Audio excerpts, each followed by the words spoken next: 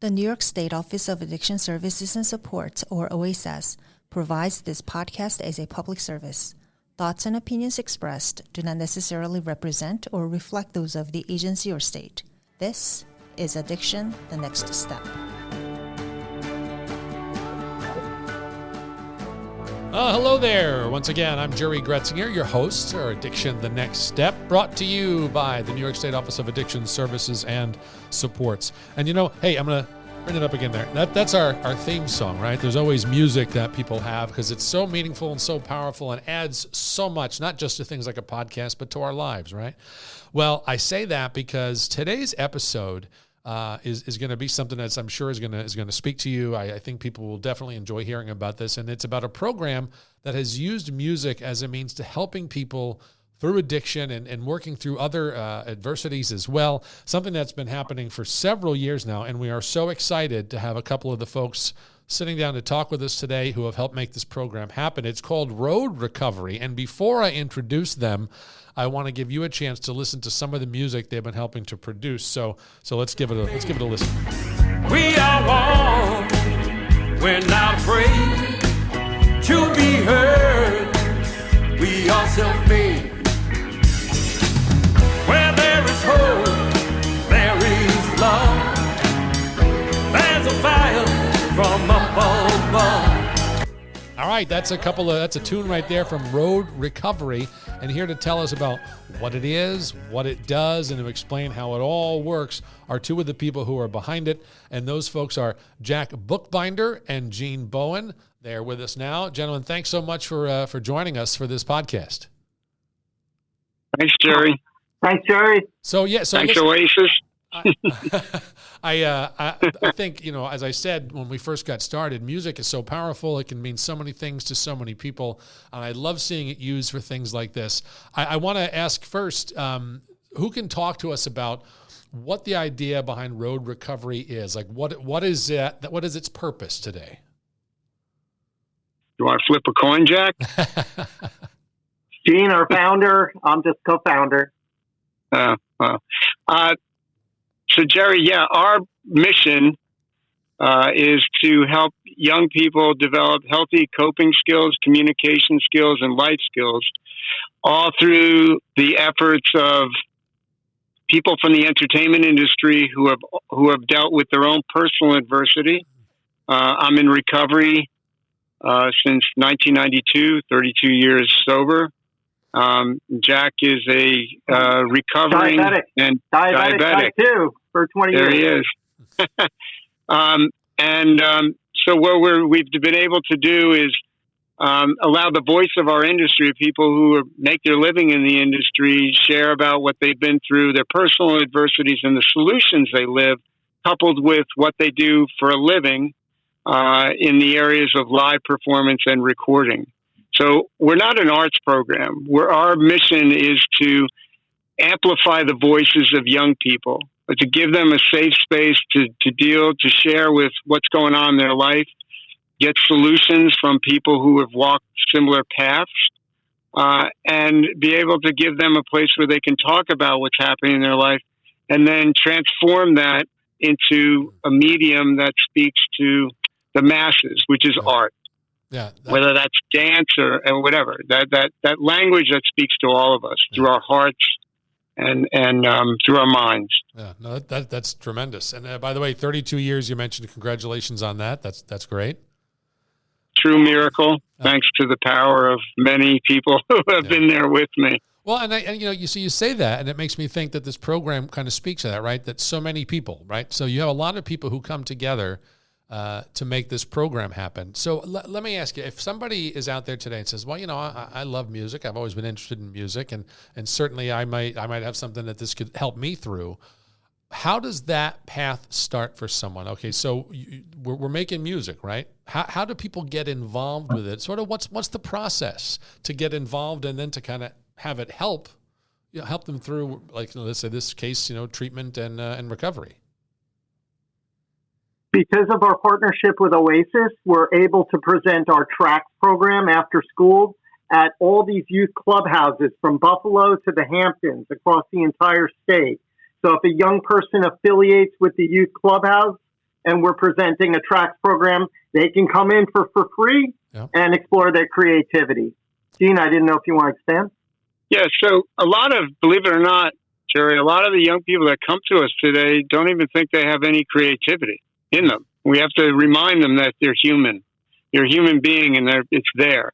And it's really about tapping into and exploring, and what it is expressing themselves. What do you want to talk about? So, and that can be of anything. It could be, it could be drawing, it could be writing words, it could be anything. It's just getting stuff out. What's on your mind, and what do you want to speak about as an individual, but also working as a collective? Because to your point, we work as the power of we. So that's the power of we from our staff, our mentors, but also with the group of youth that come together, of how they can express themselves. So literally the way it is walk in the door and we ask the question, what's going on in your life? What's happening? Let's talk about it. And from that discussion, that group discussion, generally themes or ideas surface. And those ideas then are discussed and formulated. Well, how can we express that to a larger audience, both through a live performance, but because of social media and the other avenues in which we can get a message out? How should we express that? How should we deliver that as an individual and as a collective? So that might manifest itself into a painting, or someone creates beats from which spoken word or poetry, whatever it is. We literally meet them where they're at. And that's the beautiful thing about the staff that come to this. It's, these are people who have that creative brain. So they're not looking at things in a logical way, linear, longitudinal. It's just kind of like, what is it? And molding those ideas and those voices into something that impacts the individual and then can also have an impact on their community, which then validates in the end. We're showing the young people that what you've been through and what you're expressing has tremendous value. And we're behind that. We want to elevate that to the highest quality from the way in which we do it in our industry, whether it's a well-known artist on stage, it doesn't matter, or a recording project. We want to elevate that and validate your voice so that it can get out and reach your peers and hopefully affect, people. Yeah. Hey, how many years has the program been around now? We're in year 26. 26. So either over time or now, I mean, how many young people or people of any age has been involved with this, have benefited from it, have gotten up there, created music, and have just, been able to see the benefit that it provides? Yeah, over the years, we've estimated over 50,000 young people have been touched by road recovery programs. That's direct programming, outreach event. We do many live concert events for the communities. And over the last 3-year period, we've reached directly served almost 1,000 young people at the youth clubhouses. We've had to hire 50 staff members to cover all these after-school programs. So it's pretty intensive. You're coming in every week, and then at the end of a 3-month cycle, we're bringing professional sound and light to put on the big celebration show. Well, we love to hear that. We need extra people to help out because it's so successful, right?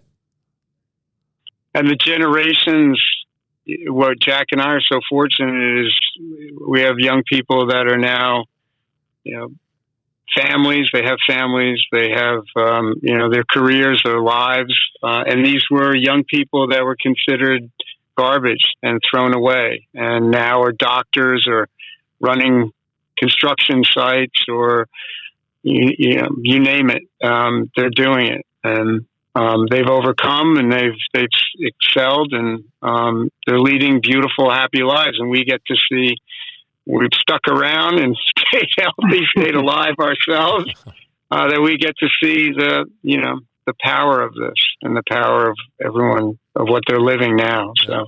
And, I said before about how does this help people through treatment and recovery, but as we're talking about it too, and with the youth audience that it really targets so well, I imagine it also does quite a bit for prevention of, of substance use, because, they're able to get involved and have this, something to be passionate about, excited about, right? Yeah, it's a place where they can do something. Action is everything, right? The devil finds work for idle hands. So, and unfortunately, the downside of technology is isolation and is cut off from that social connection. And so we're bringing that together of community coming together. And what's beautiful is, I think, the access that people from the entertainment industry who are not, quote unquote, in authority, they're not, in their lives, allows for the age, race, and all of that to kind of go away. It's really the human condition and the human connection. So, the span of a 15-year-old working with a 50-year-old person seems to, and that creative excitement that we can do anything. Let's create something. Eliminates a lot of what normally would be barriers.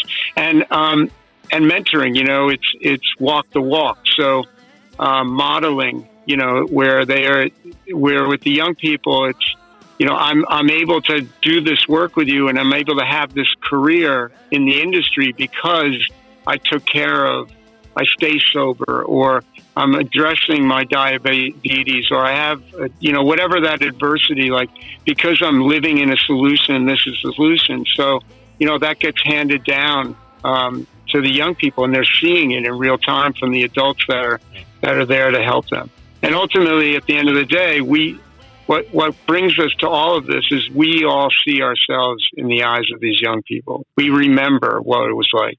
And we're trying to change that trajectory for them. Yeah. And, I know clearly, they're learning so much about music, certainly. And I know there's some history that you guys have in the music industry and how that kind of played a role in some substance use at the time and then being able to go through treatment and recovery. I would imagine that experience as well. We talk about peers, right? And the importance that peers can play. You're working as sort of guides through this musical journey that these young people can take. But at the same time, there is sort of a level of peer support you're able to give because, some of these young people who may want to get into music and see the allure of, rock and roll and whatever kind of music they might be into. But you can speak to them from an area of saying, hey, you know what? I lived that life. And I'm lucky to still be here at times to be able to talk about that life because of what I went through. Are there times when you were able to draw on that part of your experience as well and try to advise and support it and guide these young people when they come in? Yeah, I'd say absolutely. Gene and I we met in the music business. We were both at NYU, and I was a music manager. Gene was one of the best tour managers. We came together, worked with the Allman Brothers, Jeff Buckley, and after that, the Strokes, and Folks. All those experiences of working in the music business, there's so many adversities with that structure and personalities. And what the amazing thing is, Gene traveled around the world on all these tours, and he met so many people in the music industry who told him, I'm sober too, or, I'm willing to help if you guys get this nonprofit going. So all those experiences and that network of connections really feed through to support road recovery 26 years and on.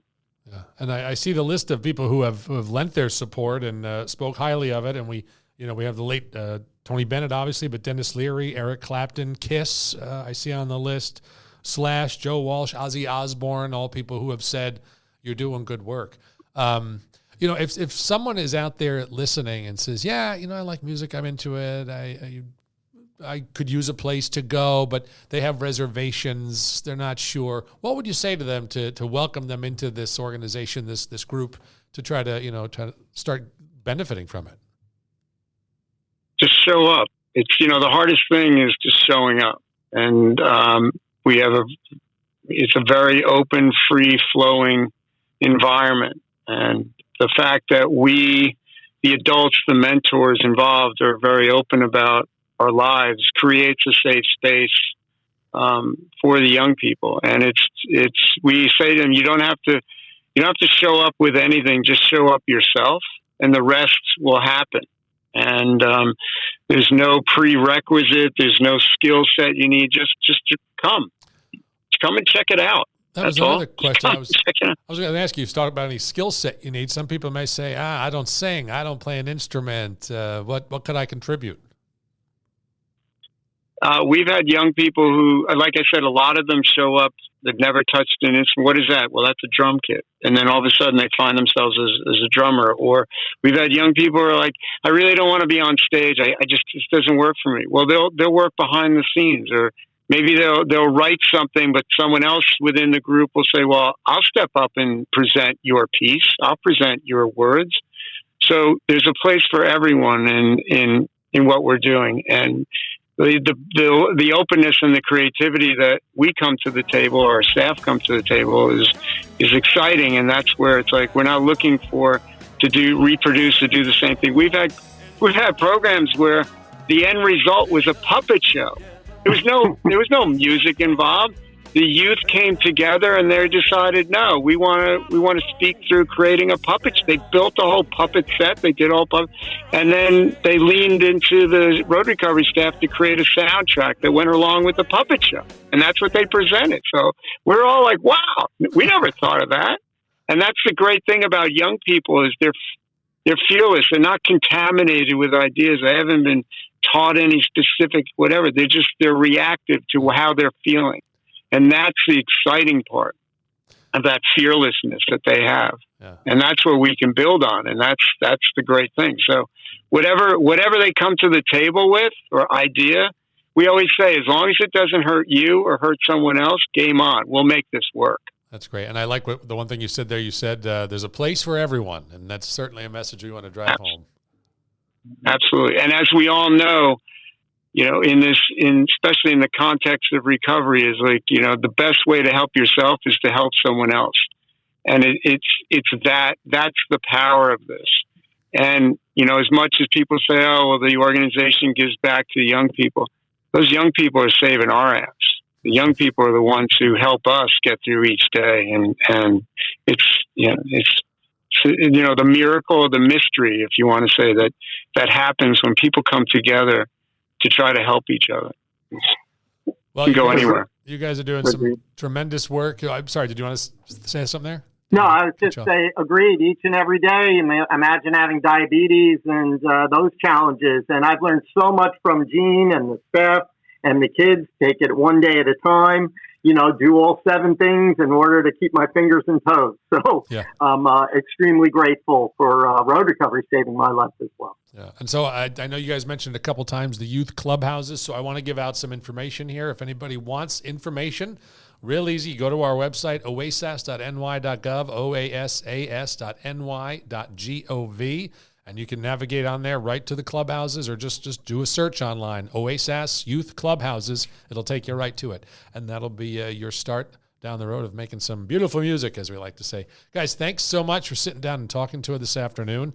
I'm pretty sure we have more music that we want to wrap up this episode with that has been created through the program. So, guys, thank you again. I really appreciate the time you've taken to share the story with us today.